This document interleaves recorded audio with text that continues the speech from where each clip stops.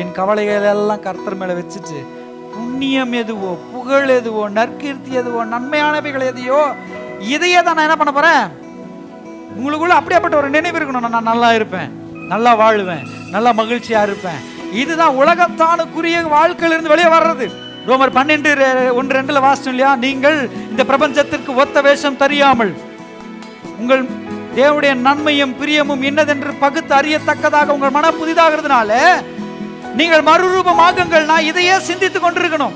புண்ணியம் எதுவோ, புகழ் எதுவோ, நற்கீர்த்தி எதுவோ, கற்புள்ளவைகள் எவைகளோ, நற்கீர்த்தி எவையோ, இவைகளையே சிந்தித்துக் கொண்டிருக்கணும். ஏன்னா கர்த்தர் ஒன்று சிந்திச்சுன்னு இருக்கிறார். என்னை குறித்து ஒரு நன்மையை வச்சிருக்கிறார். அவருடைய நினைவுகள் தீமைக்கானவைகள் அல்ல, நன்மைக்கானவைகள்.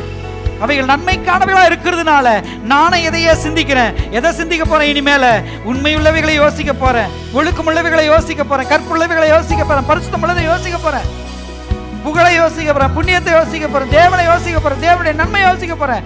ஏன்னா கர்த்தர் என்னை குறித்து ஒரு நல்ல திட்டத்தை வைத்திருக்கிறார். என்னை குறித்து ஒரு நல்ல எண்ணங்களை வைத்திருக்கிறார். அவருடைய நினைவுகள் அவ்வளவு பெருசு.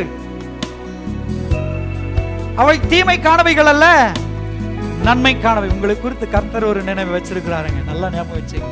அவைகள் தீமைக்கானது அல்ல, நன்மைக்கானவைகள்.